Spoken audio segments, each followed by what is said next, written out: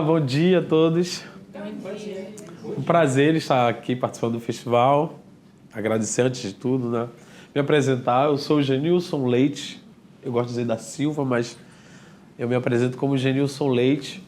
Eu sou um homem negro, careca, meio metro, 1,60 m. Estou vestindo uma camisa florida, que agora eu descobri que por dentro eu estou com a camiseta rosa salmão. Estou com a calça cinza, pra mim tudo é cinza. E um tênis branco. Isso não é cinza não, né? É caque, é autodescrição, amigo. Já pensou sobre tal coisa? Tem um bigodinho que não é nem preto, nem branco, cinza, que de certa forma denuncia a minha idade, 42 anos. E hoje eu vim falar pra gente sobre racismo recreativo, né?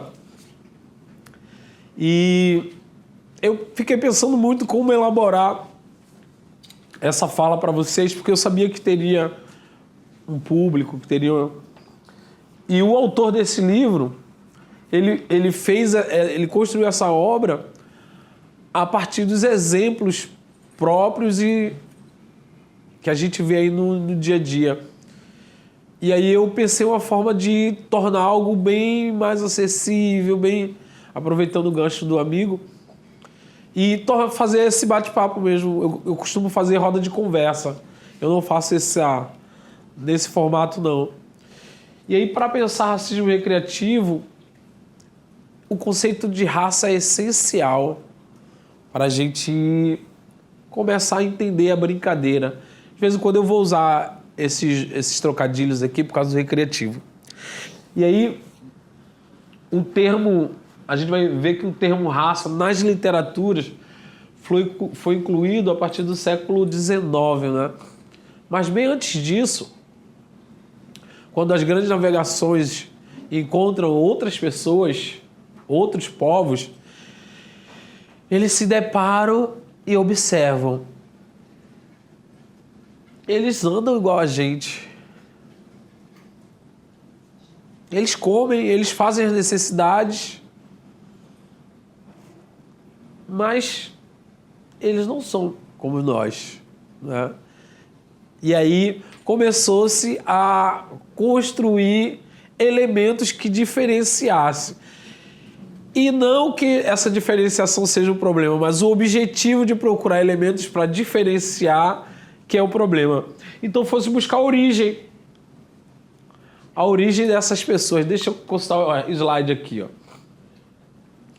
Fosse procurar a origem dessas outras pessoas, desse povo, né? E aí a gente considera esses animais ou humanos como a gente, né? E aí vários pensamentos foram desenvolvidos em relação a essa origem. E aí as abordagens para tratar, primeiro foi através dos cronistas, que eram enviados, que iam nesses lugares, conhecer esses povos, etnólogos, a princípio, e traziam descrições para os intelectuais escreverem e teorizarem em cima de quem eram esses povos. Posteriormente, essa perspectiva foi superada pela ideia de naturalismo, e aí a gente foi observar as teorias biologizantes, né? Da biologia, que vai começar a distinguir. Vocês percebem que até agora a gente está falando numa busca por diferença, né? Então havia necessidade de impor no outro a diferença para justificar uma certa superioridade, né? E aí um povo sempre almejou ser superior ao outro. Nessa ideia de origem, a gente pensou, a gente tem uma origem só. Todos nós temos uma origem. Um grupo é perfeito. Esse grupo deriva do Éden. O jardim do Éden, né? Essa pessoa perfeita, criada diretamente ali pelo Senhor. E o outro é fruto da degeneração. Adão e Eva. Ali depois surgiu, né? Que aí a gente vai ver hoje algumas teorias ainda sendo levado a conta por alguns religiosos que trazem aí a maldição de Cã. As pessoas negras são isso por causa da maldição de Cã, que foi amaldiçoado pelo pai, e aí teve que vagar, e as pessoas que nasceram, que são descendentes deles, são degenerados. Mas isso também foi interessante para pensar mistura entre raças. Pensar não, negar a ideia de mistura entre raças. Porque a mistura entre raças daria origem à degeneração, né? Porque acreditava-se que a mistura de um preto com um branco daria um mulato. E aí, esse mulato, duas teorias defendiam a presença desse mulato. Esse mulato, ele era infértil. Ele não tinha fertilidade, não podia gerar vida. A segunda teoria já dizia o inverso. Não, ele é muito fértil, em excesso. Mas o que ele vai trazer das duas raças é a pior coisa. Vai trazer as piores características dessas duas raças. Essa ideia da infertilidade do mulato vem por conta da infertilidade da mula? Exato. A mula é essa mistura de cavalo com jumento, com burro, né? E aí essa infertilidade. E aí desenvolveram-se várias tecnologias. Esse aqui sou eu, tá, gente? E aí desenvolveram-se várias tecnologias para pensar como a gente vai construir a diferença no outro. Antropometria e frenologia foram uma das principais ali, que começou a dizer a origem monogenista dizia que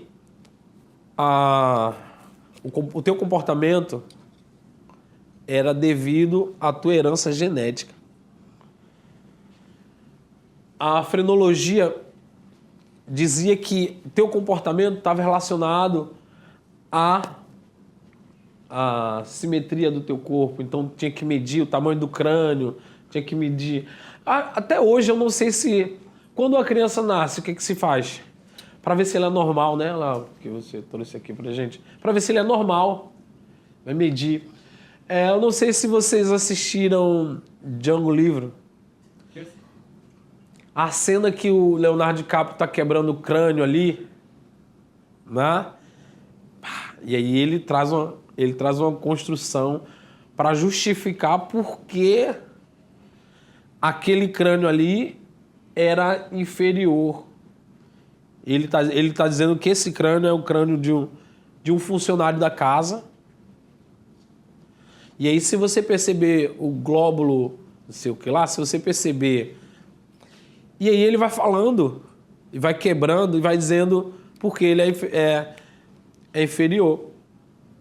E era baseado nessas teorias de medir o tamanho da tua cabeça, vai dizer se você é inteligente, se tem inteligência suficiente, se você consegue ter um desenvolvimento cognitivo.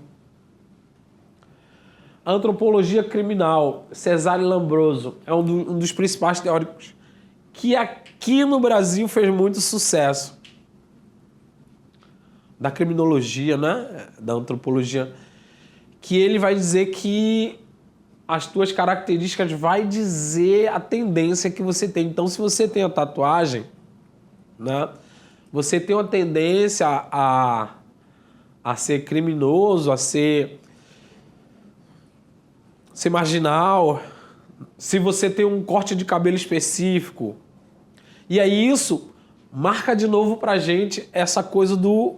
Vou buscar diferença. O Achille Mbembe, nessa obra aqui,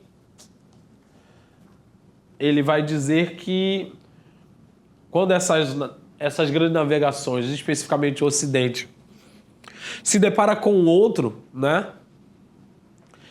Ele vai se olhar no espelho, ele vai olhar no espelho e vai projetar tudo de negativo nesse espelho, que é o outro, né? Então, o outro vai ser sempre um problema para tudo. Então, tudo que eu tenho de negativo, o que é que eu vou fazer? Vou projetar no outro. Então, o que é meu, que eu não aceito, eu deposito no outro. E aí, de certa forma, eu construo essa diferença e mais, essa diferença como um problema, né?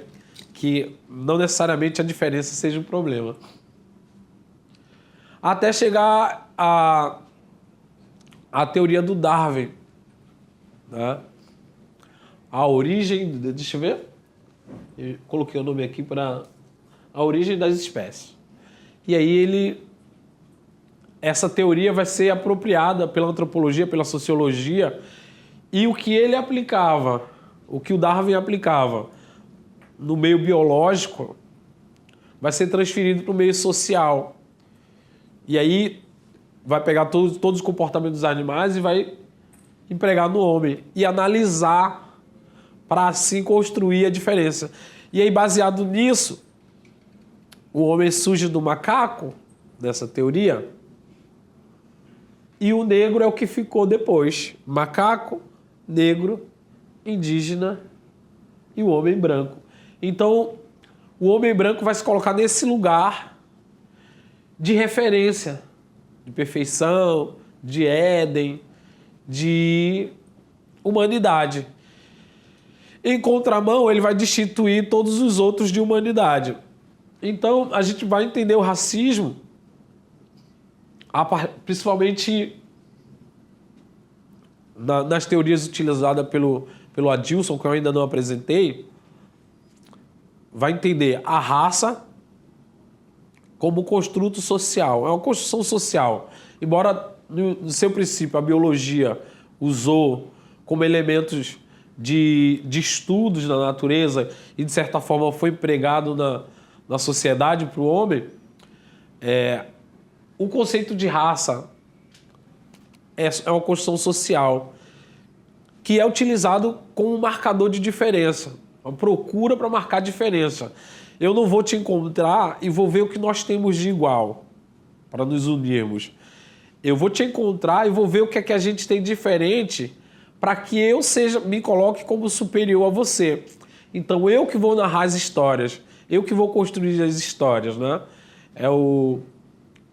Mia Couto, ele fala: enquanto os leões não contarem histórias, não contarem histórias, as histórias dos caçadores vão ser sempre sobre vitórias, né? E aí, nessa busca por diferença, por construir diferenças, vão se criar vários mecanismos e várias ferramentas para impregnar essa diferença. Aqui são os exemplos, né? Racismo recreativo, institucional, religioso, estrutural.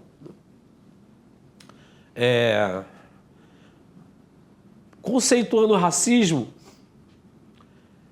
é um sistema, o Muganga Kabengele, Foucault e o... Foucault não, Agot.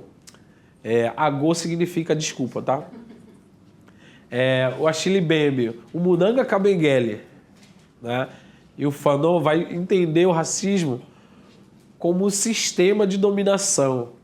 É um sistema de dominação utilizado para subjugar o outro, outros grupos, desumanizar, infantilizar, né? E negar a humanidade. Tem alguma pergunta? Não. Tá tranquilo até agora? Sim. Aqui a gente tem o racismo institucional, o recreativo, a qual eu vou me ater um pouco mais, o racismo religioso, que é um conceito que vem surgindo agora. Eu o trouxe porque o meu tema de pesquisa transita entre religiosidades afro-brasileiras, fala um pouco de mim, né? Estrutural, que é o que está na boca de todo mundo vê e de certa forma analisa. Isso é racismo estrutural. Não. O racismo faz parte da estrutura, mas nem todo racismo é estrutural. É isso. E aí, como eu sou uma pessoa da educação física, me defender minha bandeira também, né? Porque quando a gente fala racismo recreativo, de certa forma, começa-se a construção da demonização da recreação. E não necessariamente a recreação é isso, né? E aí a recreação a gente vai ver no latim recreare, né? Recriar. né? Organizar, reproduzir, renovar. E aí a gente tem que ter cuidado com aqui, ó, reproduzir. Porque a recriação, principalmente na educação física, enquanto é utilizado como ferramenta pedagógica, não necessariamente ferramenta pedagógica. Ferramenta pedagógica reduz a recriação. Como a recriação promove mudanças, né? A recriação é uma forma de recriar o mundo. São atividades através da ludicidade. Então, eu quero codificar esse mundo, esse cotidiano, para que ele seja acessado de forma mais sensível. E que forma eu vou fazer isso? Recriação. Quando você está na tua pior fase da vida, o que é que as pessoas dizem? Vai buscar um lazer, vai fazer uma recriação. Recriação é a possibilidade de fugir desse determinado universo, pegar um ar e voltar para esse universo, né? E te possibilita recriar, tanto em relação à tua subjetividade, quanto a lidar com o que acontece. Para as crianças, é uma forma de codificar o mundo para que as crianças entendam de ética, de moral, das regras, mas sem ser de forma diretiva, incisiva e positiva. Então, recriação tem esse viés. Então, a partir desse mundo fantasioso, né, lúdico, que se recria, se constrói uma forma de ver o mundo e um conjunto de comportamentos, um conjunto de hábitos. E aí que está o risco do que a gente vai pensar como racismo recreativo. Esse termo, racismo recreativo, foi cunhado por Adilson José de Moreira. Moreira é isso, né? Jurista criminal, né? Trabalha com discriminação, letramento racial, pesquisador e doutor. Ele tem algumas obras além dessa. São essas obras aqui, ó. E aí a gente vai ver que ele vai sempre abordar a questão racial, né? E aí por que ele vai abordar a questão racial? Porque ele vai falar de racismo recreativo a partir da sua própria experiência. E aí ele narra que uma experiência em sala de aula em que ele teve a maior nota. Ele foi abordado por um colega de sala que fez uma piada com ele, todo mundo riu, isso o deixou constrangido. E aí, a partir disso, ele começa a refletir sobre essa forma jocosa de lidar com determinadas questões. Ele parte de 3 premissas principais. A respeitabilidade social. Então, o racismo como um sistema de dominação e a garantia de manutenção desses privilégios, né? A respeitabilidade social. A gente vai ver na construção dos discursos que os sujeitos que podem professar determinados discursos, que podem ter a voz, ter direito à fala, né? São sempre as pessoas que têm credibilidade. Não é qualquer pessoa falando que você vai ouvir, que você vai processar, que você vai entender, como no caso citado pela amiga, se ela vai questionar, olha, isso aqui não está bem, está trabalhando bem a acessibilidade, né? Mas ela está ali na condição de procurar emprego. A respeitabilidade dela coloca ela no linha tênue e não promove a inclusão social, né? Porque é um momento que ela está ali buscando mudar de situação, de status, né? Aí o mecanismo moral, político e jurídico que possibilita a inclusão do indivíduo, mas também a exclusão, né? E é esse o nosso mote de... Ih, fugiu ali. Monopólio, manutenção. Isso é muito caro. Isso é muito caro. Abrir mão dos privilégios é muito caro. Então, não são todas as pessoas que estão dispostas a abrir mão do privilégio. Ah, estou super atrasado, ônibus super lotado. O motorista tem que parar para abrir para fazer a cadeira de roda subir por causa de uma pessoa, né? Abrir mão desse privilégio que o sistema já te favorece é muito difícil. Ah, mas tem que adaptar isso só por causa de uma pessoa. Ah, agora precisa de cota, porque o negro não é inteligente o suficiente. Porque a gente está ali falando de um sistema que vem sendo alimentado há muito tempo, os privilégios, e as pessoas não conseguem se ver dentro desses privilégios, porque há uma naturalização desses privilégios. É tão comum acordar, tomar um café da manhã, ler o jornal e depois ir trabalhar. Eu não entendo essas pessoas que ficam aí, mas as pessoas pegam 2 horas, pegam o ônibus, 4 horas de viagem, né? Recentemente uma filha de um artista falou aí, todo mundo tem as mesmas 24 horas, né? Que é exatamente isso, todo mundo tem as mesmas 24 horas, mas a qualidade dessas 24 horas... Mas quem não vive essa realidade não tem capacidade de perceber que isso é um privilégio. De só não ter que passar 4 horas do dia dentro do ônibus é um privilégio. Mas abrir mão desse privilégio... E outra coisa é garantir essa manutenção. Como você garante essa manutenção? É muito comum, quando eu vou em escolas, depois da minha palestra, depois que eu falo, a ser chamado normalmente da diretora porque os pais estão reclamando, porque a criança chegou em casa com as ideias. Tipo, minha última experiência foi o aluno me perguntar. Eu estava falando sobre intolerância religiosa. O aluno veio para mim perguntar: tio, o Naruto é do diabo? Aí eu fiz assim pra ele, Eu nunca tive nem com o diabo, nem com o Naruto, eu não sei dizer. Mas vamos à raiz do problema. A raiz do problema, o que foi? Ele chegou em casa, né, falando sobre o que eu falei em sala de aula. E aí, os pais... E aí é preciso manter esse privilégio. Porque o garoto constrói um letramento racial, ele já vai entender. Quando a polícia parar o meu amigo preto, eu vou me colocar na frente. Eu não vou me sair, né? E isso já é um privilégio. Poder entrar no shopping, e só andar, isso é um privilégio, né? Eu digo que a gente tem um privilégio inverso. Porque quando eu entro, boto minha banca aqui, meu meio metro, e entro no shopping, aqui, ó, eu levanto a mão aqui, é cheio de segurança atrás. É isso. Vários seguranças.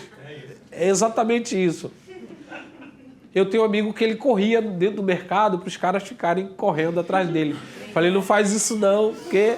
Meu irmão colocava um negocinho de bala dentro do carrinho e ficava rodando o mercado inteiro. A gente morava, por exemplo, no Carrefour, que é só que um negócio grande, né? Aí ficava rodando. Isso porque o pão não tinha saído, eu tinha mandado comprar o pão. Até a hora do pão sair, ele pegava e ficava deixando o pessoal.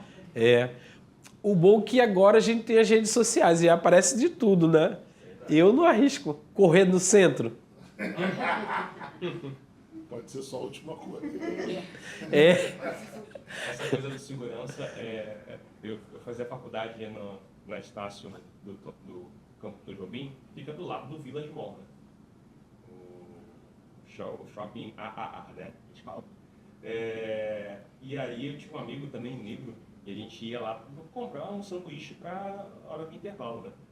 E aí nós entrávamos juntos e sempre tinha um segurança, e normalmente negro. E até o momento que a gente começou a levar mais para o campo de crítica não muito agressiva, e a gente começou a falar, poxa, legal, cara, que eu venho aqui no shopping, eu gosto muito desse shopping, porque eu tenho sempre uma segurança 1000. Eu sou sempre muito bem acompanhado. É isso, maravilha. E aí eu acho que a crítica, o segurança ouviu e acho que ele se tocou, ou sei lá, acho que a informação chegou até o órgão central dele, ele começou a interpretar diferente e virou nosso amigo. Então, acho que a imposição estrutural do shopping e impunha ele a ter essa visão de seguir 2 meninos negros, sabe? É porque o alvo, o Munanga Kabengele fala, não adianta, você pode ser doutor, você pode ser Deus. Se você for negro, você já nasce com o alvo nas costas. Não tem. O Portas do Fundo, ele faz uma brincadeira na descrição pro policial. Ele era assim, meio negro, que andava negro, que corria negro. É isso. Característica é essa. Eu tive uma experiência profissional recentemente, que eu era o consultor pedagógico, tem que ver a dificuldade dos subordinados receberem ordem a partir de mim.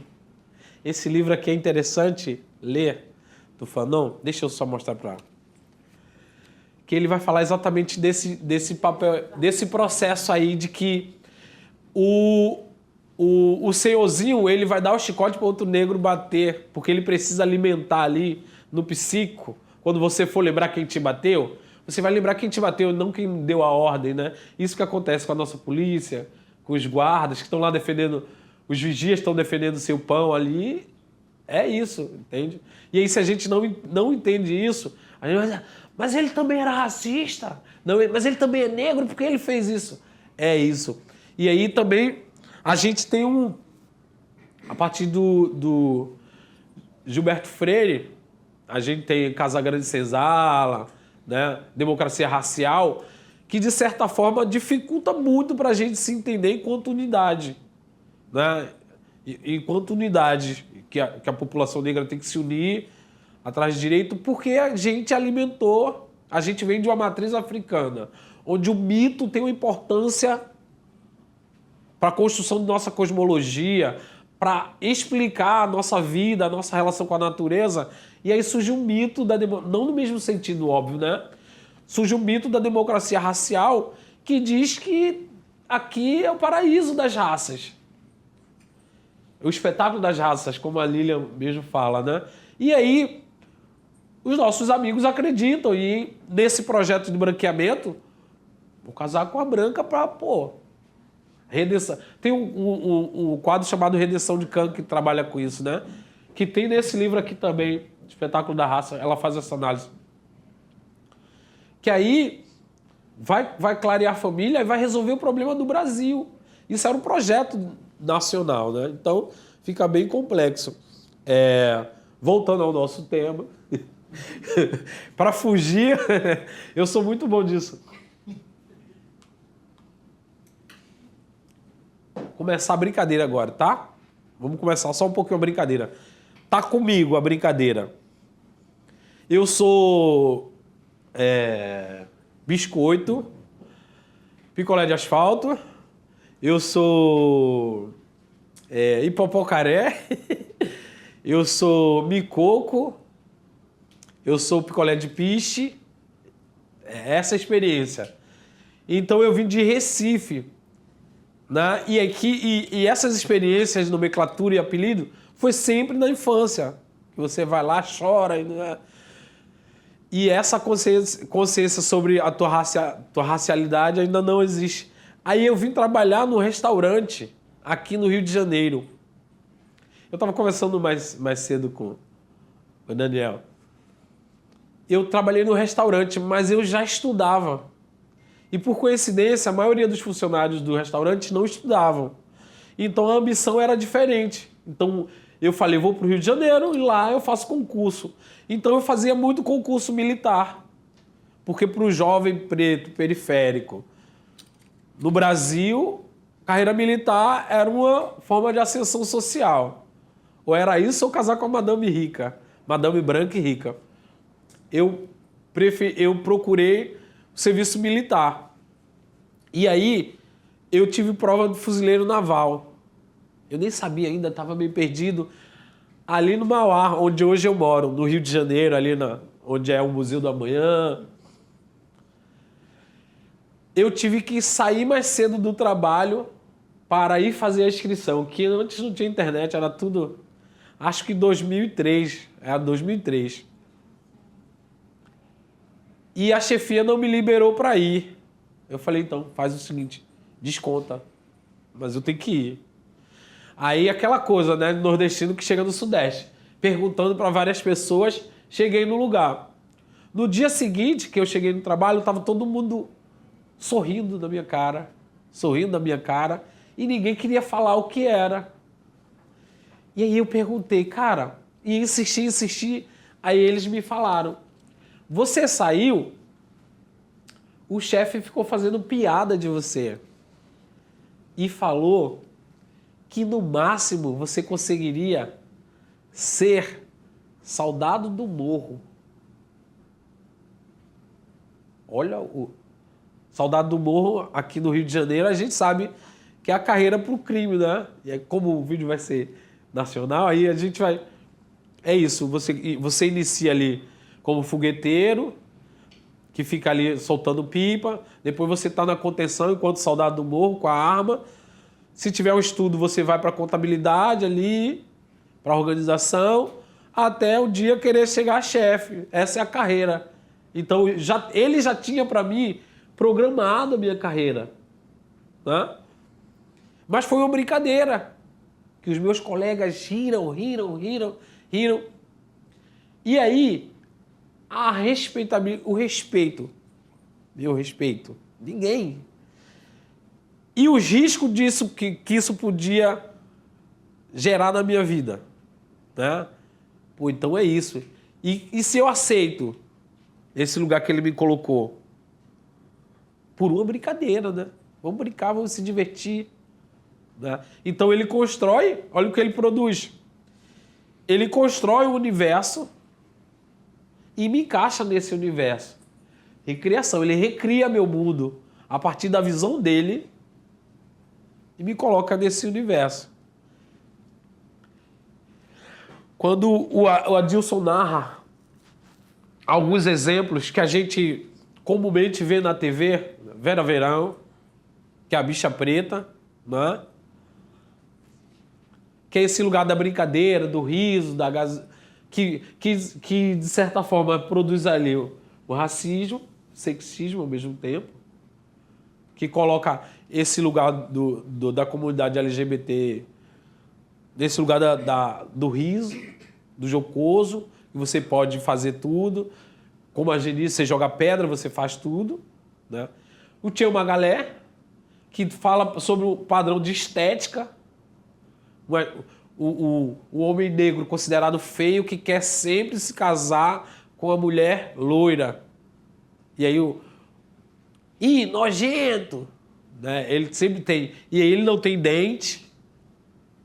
E aí a gente vê as crianças, as imagens que essas crianças estão vendo. Quando liga a TV, com quem você se identifica? Você pode se identificar lá com o He-Man, né? Que era o desenho da época. He-Man. Mas os teus coleguinhas vão te colocar no teu lugar. É. Ele fala um pouco do Mussum, né? Da coisa do Cacildes, né? Dessa coisa do beberrão, do homem bêbado. E aí traz algumas experiências do carnaval. Vamos nos divertir. E aí se fantasia de negra maluca. E aí o importante é isso. Você fantasiou, você recriou o personagem.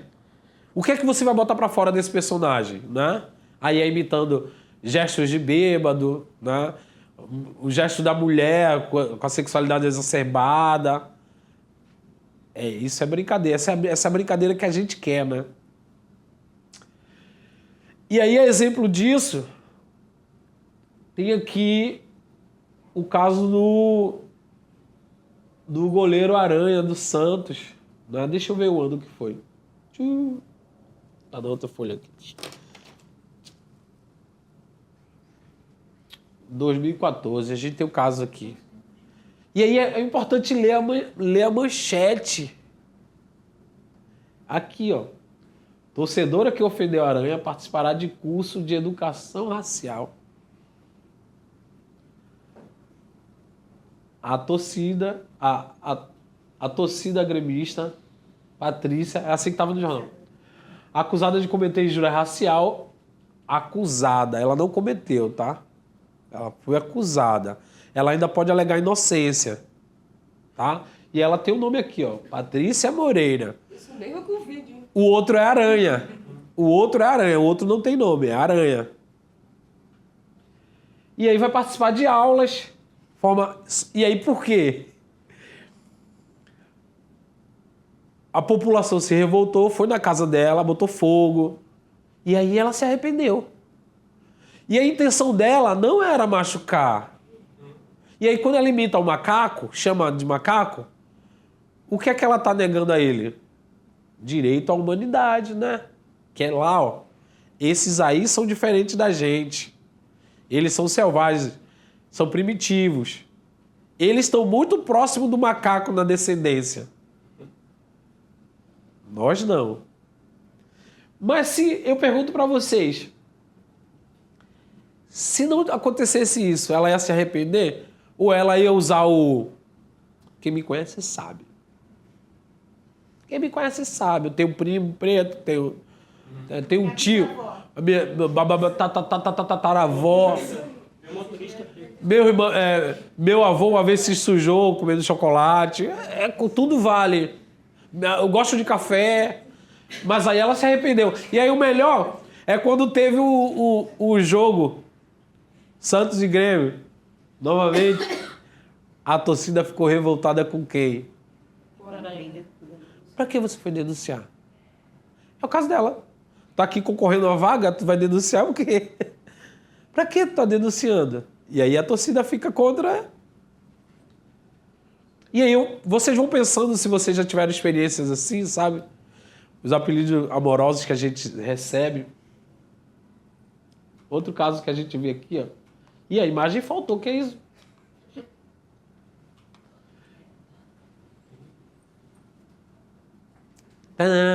Então, a imagem não veio, eu não entendi.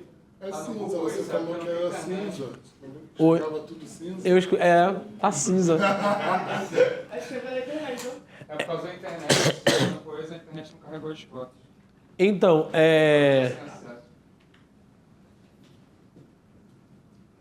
a Serena Williams, ela, numa partida, na verdade na final, né?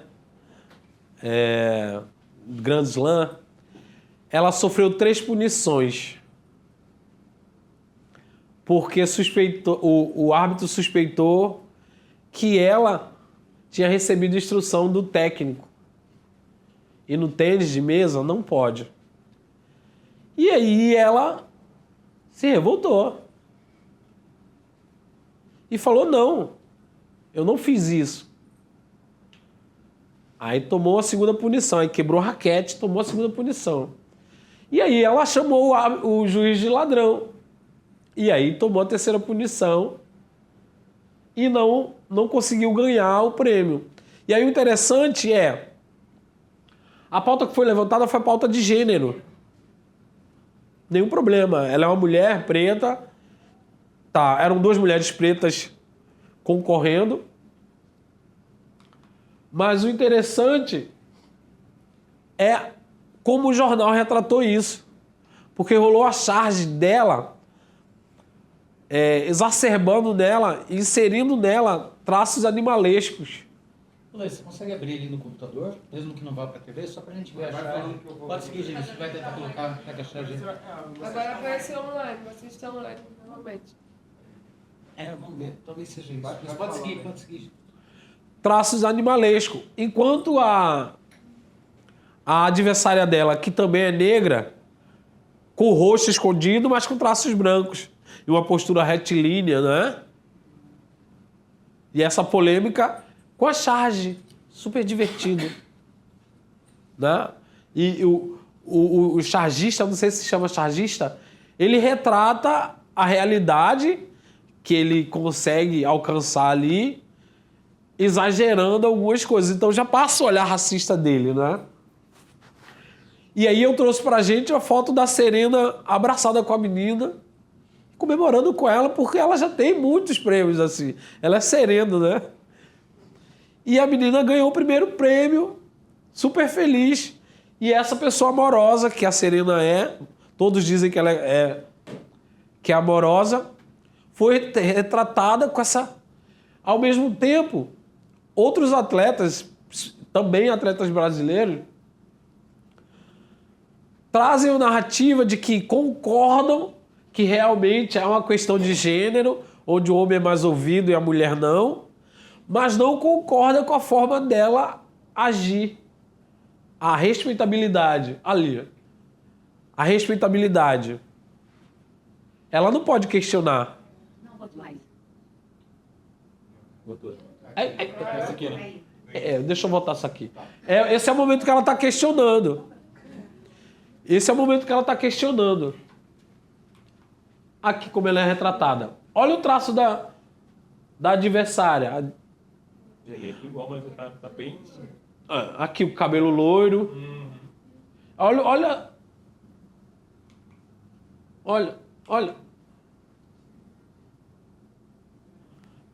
A ideia do animalesco, né? Que nega a tua humanidade, jocosa, não sei pra quem, mas é assim que é retratado. E aqui tá dizendo, você podia deixar ela ganhar, né? Chupeta para infantilizar ela, que é outro processo. Você vai infantilizar porque a criança ainda não tem ela não gera lucro, então ela não é contabilizada, ela não tem capacidade de raciocinar, de construir coisas concretas. E aqui está ela acolhendo. O problema da Serena era com a adversária. E aí quem denuncia o sistema é isso. E aí a gente vai para outro, que é isso. Só para pontuar 10 minutinhos, tá? Nossa, muito rápido, mas eu também estou.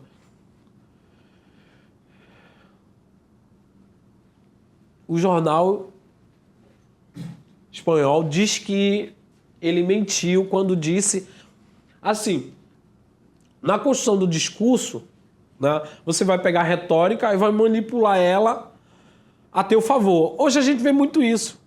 As pessoas pegam fake news e manipulam para fazer a grande massa acreditar no que eles falam. E é exatamente isso. O que o Vinícius Júnior denunciou foi o racismo que ele sofreu. A pauta ficou que ele falou que insultaram ele e esse insulto ganhou o estádio todo. E aí o discurso foi para onde? Para o estádio todo e não para a questão do racismo, que é um problema cultural do Brasil. O Brasil não enfrenta os problemas. Por isso que as pessoas não vão te perguntar. Porque o Brasil não enfrenta os problemas de cara. O Brasil tem 95% de racistas, mas 10%, mas tem 99% que diz que não é racista. Mas faz. O brasileiro tem vergonha de dizer que é racista, mas não tem vergonha de cometer o racismo. Nessa perspectiva, a gente vê Pinóquio, que é o quê? O boneco que mente e o nariz cresce. Nega ali também a humanidade, né? E o discurso tem respeitabilidade? Não tem. Porque quando a gente viu, ela foi acusada. Ela tem respeitabilidade. A agressora tem responsabilidade. Ainda ganhou? Ainda ganhou um curso. Sério, é isso. Ganhou um curso porque tem essa dinâmica. Enquanto uma perspectiva ocidental, né, uma cultura ocidental, está baseada na guerra, de exterminar o inimigo, as outras culturas orientais, africanas, é inserir o inimigo no nosso universo para o diálogo, né? Essa ideia do diálogo. E aqui tem um caso recente em São Gonçalo, né? Não tão recente, né? Mas que teve reverberações recentes. Sim. As influências que chamaram crianças na rua. E aí, olha o nível de humanidade dessas pessoas. Pegarem crianças para fazer esse tipo de coisa. E aí a criança vai para a escola, macaco, todo mundo chamando a criança de macaco. O que vai dar nisso? Evasão escolar. Mas isso não é de agora, porque quando você vai para a escola, o que você vê é que você era escravo. Quando você vai fazer a dancinha na escola, você não é o príncipe, você é lá o escravo. Quando você vai participar de um balé clássico, você o serviçal. E não que isso seja um problema, né? Mas estar sempre nesse lugar não é. E isso tem feito parte da nossa cultura ao nível de naturalizar. Naturalizar. A criança não vai para a escola, mas ficou 2 semanas sem ir para a escola porque... E aí traz outros estigmas. O negro não gosta de estudar, o negro não gosta disso, o negro não gosta daquilo. Tudo isso por uma brincadeira. Vocês têm alguma dúvida em relação ao tema? Tem alguma história tal sobre... Eu queria perguntar algo que não, aprende assistente social, né? Coordenando o curso de serviço social, e tem uma aluna minha que está fazendo um estágio de uma determinada empresa. Como é que está trabalhando na questão socioambiental e responsabilidade social. E ela veio me falar, e aí se eu não sou da área, deve ter risco de estar aqui. Quando eu vim para cá, eu falei, gente, como é que vai ser esse negócio, né? Esse negócio aqui eu vou ter que falar, como é que vai ser aquela coisa muito para RH, né? Mas agora eu, né? E até falei, né, Daniel, eu não gosto de negócio de treinamento para dizer para as pessoas como é que elas têm que fazer, como é que elas têm que ser. E aí ela me trouxe um termo que é utilizado hoje para não falar preconceito, não falar racismo, não falar sexismo, que é o viés inconsciente. Né? Não sei se vocês conhecem, que assim, eu já procurei algumas coisas, já vi que é uma questão muito mais dentro de uma perspectiva de... Eu não sei, tipo assim, eu não conheço, eu não sei. Eu queria ouvir de vocês, então, como eu não conhecia, conheci agora, e depois procurei, isso realmente existe, e de alguma forma me assustou, sobre esse viés inconsciente. Exatamente. Eu só lembrei dela no viés inconsciente. Ainda ganhou curso, porque o dela foi viés inconsciente, por isso que eu não... Então, o racismo como um sistema que eu falei, né? Ele sempre vai se sofisticar, ele sempre vai criar estratégias para atuar, para acontecer, e de forma impune. E o Estado, várias pessoas que foram acusadas de racismo, quando foi ser julgada, o Estado falou, não, isso é só uma brincadeira. Por isso que o Adilson começou a atuar de forma mais efetiva, porque ele percebeu isso. Quando você ia acusar, não, isso é uma forma jocosa, só é uma brincadeira, só é homenagem. A nega maluca, só homenagem, homenagear a população, homenagear os indígenas, entende? Para mim, esse viés inconsciente, ela não sabia que estava insultando, ela não sabia que estava negando a humanidade. Eu acho que o mais revoltante e ainda assim que é um reflexo da sociedade é quando no caso a torcida vai contra ele porque ele fez essa denúncia. Isso hoje em dia acontece muito em grandes lugares, em grandes empresas, que é quando você sofre racismo, você vai compartilhar isso e a sua... você ainda a sua revolta ainda é colocada em dúvida. Será que foi isso mesmo? Você não estava... Tem que ver, tá muito sensível. De repente você não tá nesse lugar. Mas tira esse cidade de Botafogo. Eu acho que assim, Mas ela não quis dizer isso. como que a gente, né, no caso, nesse lugar, eu encontro uma pessoa que sofri, consigo me colocar ou consigo reverberar isso. Recentemente aconteceu isso comigo, num evento que eu estava trabalhando. E a gente tenta muito se letrar e se preparar para quando... Nossa família sempre, se prepara que você pode acontecer isso. E a gente acha que está preparado, mas quando de fato acontece, a gente não está.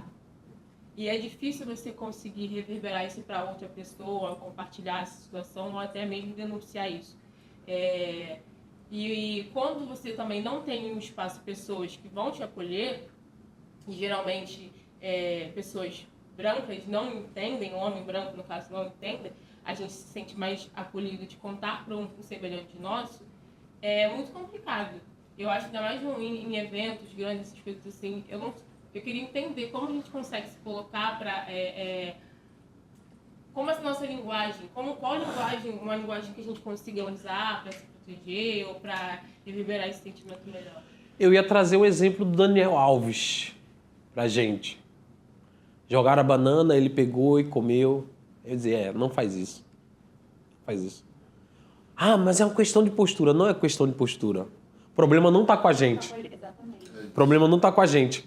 Não existe receita para lidar com isso. Entende? E assim, é inevitável as consequências. Eu fui trabalhar numa empresa, primeiro dia que fui me apresentar, cheguei lá.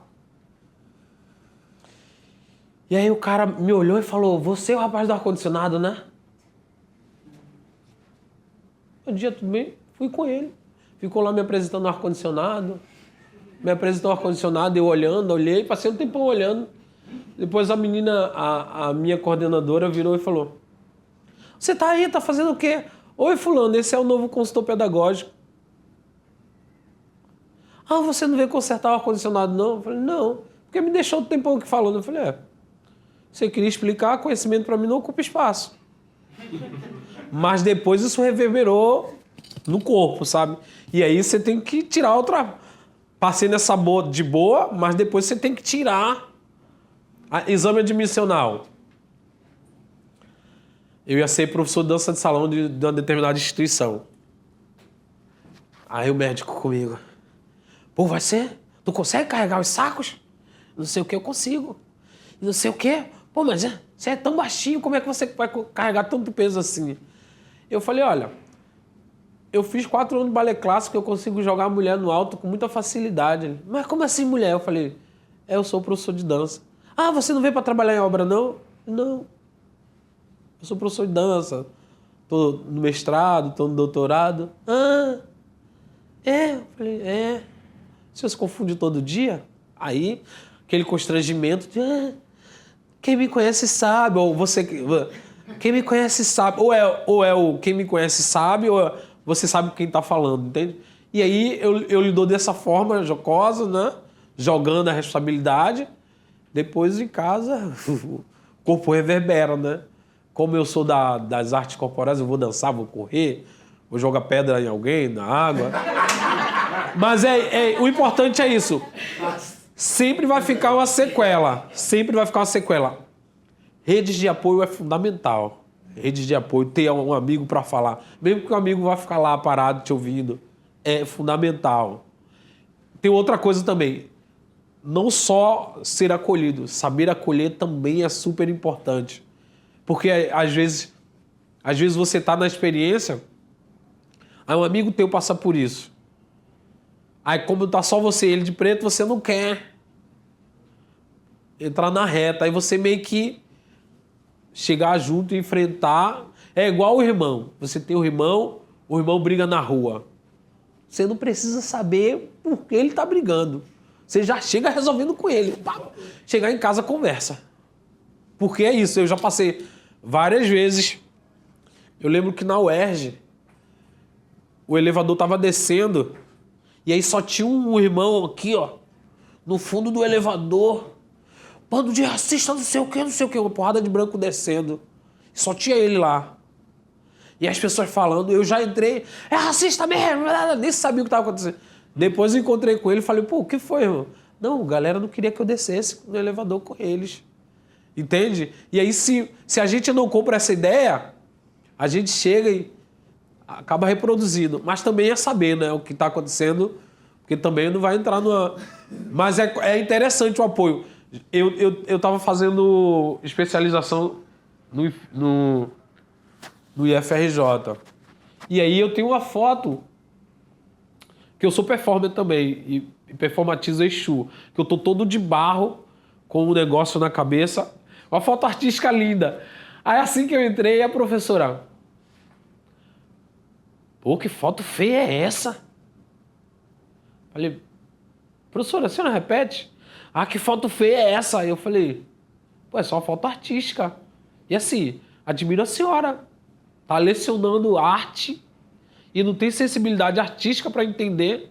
A senhora tá falando o tempo todo de preconceito, de antirracismo, e não tem sensibilidade para entender isso. Mas a questão é que, a turma, ninguém foi no meu particular para falar, olha, a gente te apoia. Eu fiquei discutindo com a professora ali sozinho, ninguém para dizer, não, professora, comprar briga. Porque às vezes é isso.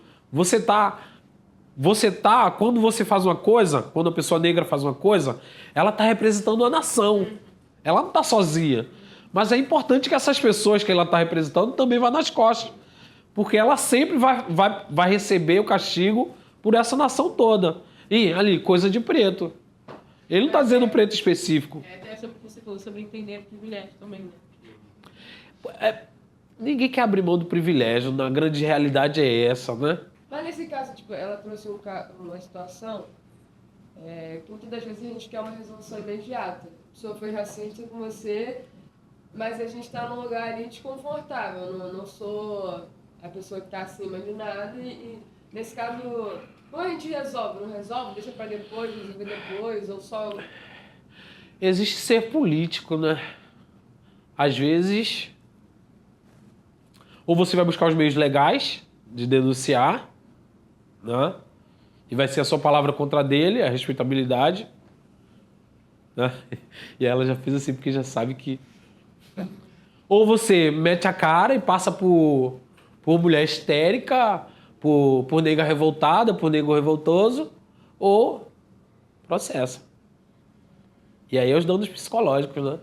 E eu acho que saber o lugar, por exemplo, se você está numa empresa que entende na questão da diversidade o viés inconsciente, não tem espaço para isso.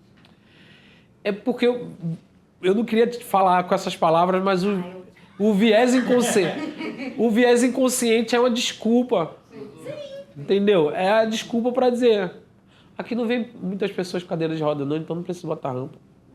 Mas é o que ela falou, se é um lugar desse que não tem espaço para uma denúncia ou para a gente falar qualquer coisa, aí o processo fica doente na cabeça. Eu acho que a gente também, assim, reconhecer o lugar, até que ponto a gente vai estar sozinho ali, até que ponto vai ter gente, assim, até que ponto vai ser ouvido. Porque nem todos os lugares estarão abertos para a diversidade e para essas questões. E aí o ser político, eu acho que vem da questão de aonde eu estou, se eu olhar para o lado, como é que eu vou e como é que isso vai ter, sabendo que vai ter consequências. É isso. A gente sempre vai levar um pouquinho para casa, né? Infelizmente, esse não lugar que a gente ocupa, como o Fanon fala, é esse não lugar que a gente ocupa. A gente ocupa um não lugar. A gente está no Brasil, mas o Brasil não foi pensado para a gente. A gente está aqui de extraterrestre. E aí, essas estratégias de saber onde está, né? Eu não acredito nessa coisa de que é uma questão de postura, que você pode estar com a melhor roupa, você pode ser a pessoa que tem mais dinheiro do lugar, você pode ser... E não adianta. É isso. E outra coisa, a relação de ser político. Às vezes tem que ser frio. Tem que ser frio. Você viu a Serena? Ela já tem título, já tem um título a mais para ela. Ela foi levantar a pauta de gênero. Todo mundo concordou que a pauta é necessária, mas a forma que ela falou, mas ela falou, né? E aí, em vez dos iguais a ela, que no caso, e aí não é uma crítica ao gênero, né? Mas a crítica à atitude de chegar e apoiar ela, não. Mas a forma que ela falou, se ela não... A denúncia, ela sempre vem rompendo. Você chega num lugar silencioso que ninguém fala, ninguém se manifesta, e você fala, você é a testa de ferro. Qualquer fala é um grito. Qualquer fala é um grito. Silêncio, qualquer fala. E isso que acontece. Se vocês têm alguma dúvida, mais alguma experiência sobre... Muito bem com isso. E é interessante, acontecer uma coisa com a gente, quando a gente sentou para tomar um café, não foi? Eu fui tomar suco de laranja, ele foi tomar café. Você lembra qual foi? Da cadeira samba. Aí eu falei assim, ó, aqui, ó. Pô, essa cadeira tá sambando pra caramba. Aí ele falou, pô, troca aqui por essa. Não por ser um samba, mas... Como foi? Embora esse gênero seja maravilhoso, troca essa cadeira por essa. Aí eu falei pra ele, olha, esse é o exemplo. Eu demonizei o samba. Eu demonizei. Aí ele falou, não, eu falei, não, você me corrigiu. Eu demonizei, ó. Tá sambando igual, porque o samba não... Entende? tá tão incrustado, tem um processo de naturalização que se a gente não se policia a todo momento, óbvio que eu não cometi racismo comigo mesmo, né? Até porque a pessoa negra não comete racismo consigo mesma. Ela é produto desse sistema, desse processo que se repete e vem se alastrando por anos, por séculos. Mas é isso. E aconteceu. Não é andar igual um robô. E aqui precisa de uma rampa. E vou falar mais devagar. Não, é entender que as pessoas são diversas. Eu estava ministrando, eu tento, essa coisa da fala, né? E eu lembro que, respondendo uma pergunta, você fala, não, você não pode fazer isso desse jeito, você não pode resolver as coisas nas coxas.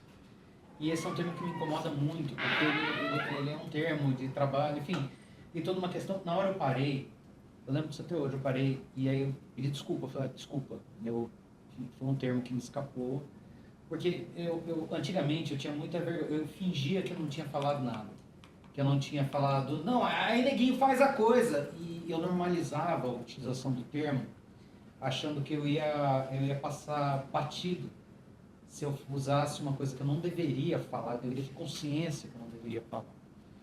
E a verdade é que quando eu passei a frisar o erro, me desculpar por ele, não tira o fato de eu ter falado, e como você falou, existe sim uma coisa que fica, mas pelo menos há um processo de tentativa de não normalizar aquilo, que não é. Enfim, é só um depoimento. Você perguntou, vocês têm depoimento? Diariamente. Diariamente. Tem. E ó que não é meu lugar de fala. Diariamente. Então, assim, obrigado. Obrigado demais.